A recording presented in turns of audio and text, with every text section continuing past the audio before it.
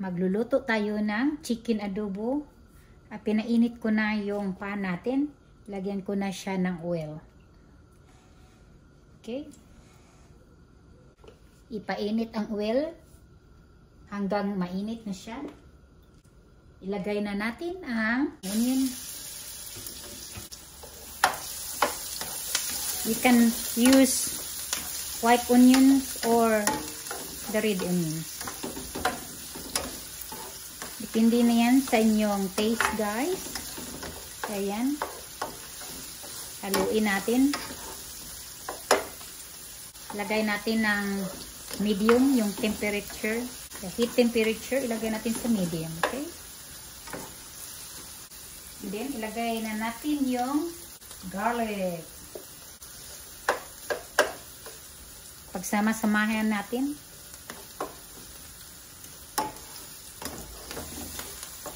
Okay guys, naging brown na yung onions at saka garlic natin. Pwede na natin siyang ilagay ang ating meat. Ilagay na natin dyan.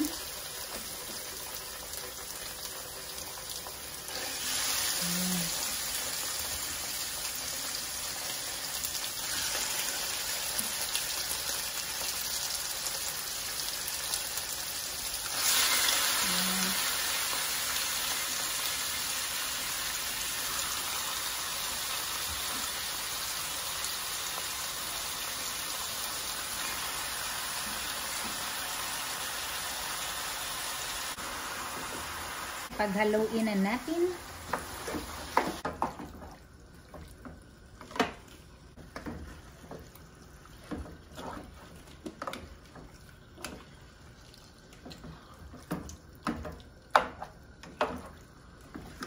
Haluin ng maayos, guys. Ganyan. And then, takpan muna natin.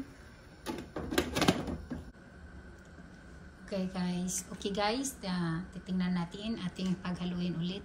Okay.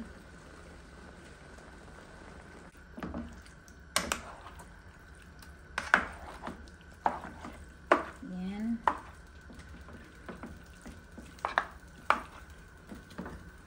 Paghaluin ng maayos para antay yung pagkaluto nila guys. Ayan. Then takpan natin siya ulit guys kasi hindi pa siya masyadong luto. Then maya-maya, lagyan natin siya ng another seasoning. Ayan na guys, buksan na natin ulit para makita natin kung naluto na siya. Okay. Paghaluin natin.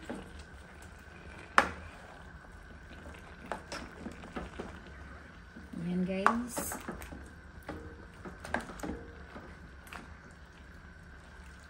Pwede natin taasan yung heat temperature natin. Lagay natin sa high. Sa ngayon, hindi ko na siya takpan. Okay? Para maano na yung juice niya, mawala na yan. Okay? Hintayin natin siya na maluto dyan. Para mag-dry yung niya. Pagkaluto niya dyan, din lagyan natin siya ng soy sauce. Okay guys, yun na yung natin iluto. Medyo wala na siyang tubig. So, lagyan na natin siya ng soy sauce. Okay? Ayan, paglagyan na natin siya ng soy sauce dyan. Nilagay ko guys mga 3 tablespoon.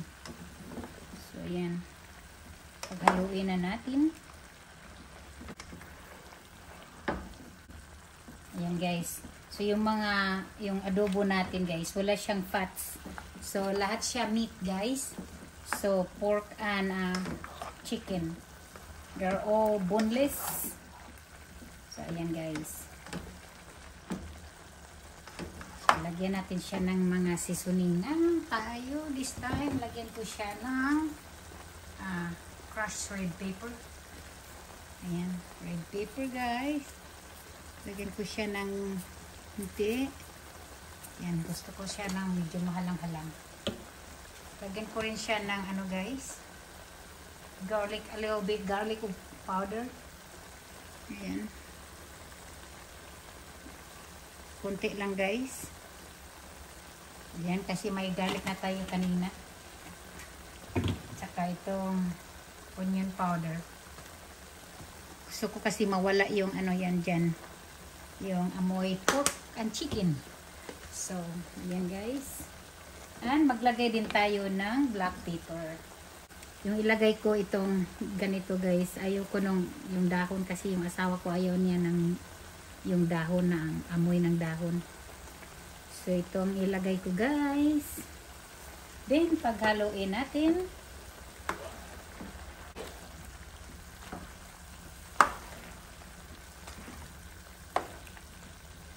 Yan, medyo mamula-mula na siya. Wala to siyang taba guys kasi all meat siya yung ano. Tinanggal ko yung mga taba nila. So mga talagang plain meat to kasi bawal sa asawa ko yung ganyan na mga may taba-taba guys. Pero ako mahilig ako sa mga may taba-taba. Kaya ito kasi kakain sila nito. So saka lagyan ko na rin siya ng magic sarap guys, okay? Optional na to siya guys. Kung gusto niyo ano, wag na niyo lagyan ng ano, depende sa inyo guys. Kunti lang siya guys. Yan. Haluin natin yung adobo natin.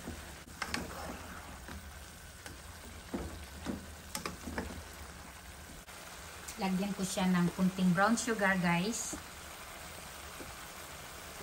Kasi parang masarap siya pag mayroon yung ipantay ang ano ba, yung lasa. Ayan ko siya dyan, ang sugar.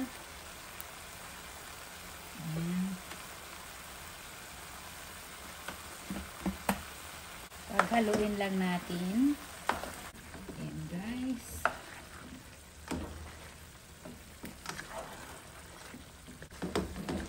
Ayan, lagyan natin siya ng kunting suka. Suka dyan. Ayan. Yan, haluin ulit guys. Para mapantay yung ano, yung pagkaluto.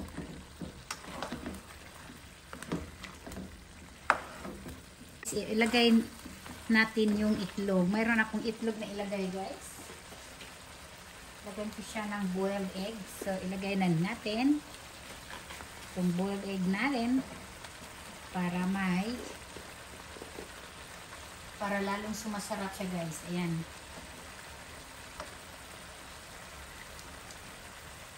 So yun guys. Look, masarap talaga yan.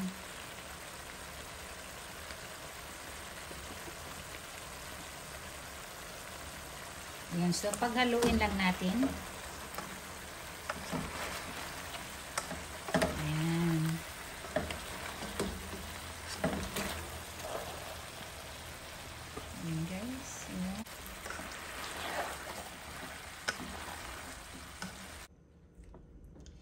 Okay, ito na yung lutong-luto na namin na ulam for dinner.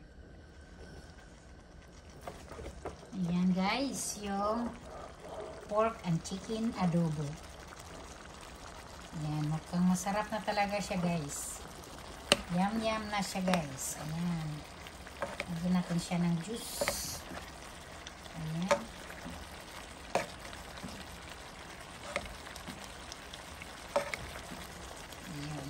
Yan ang ating finished product for chicken adobo.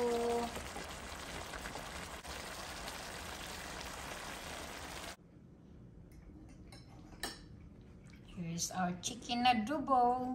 Chicken and pork adobo mix with egg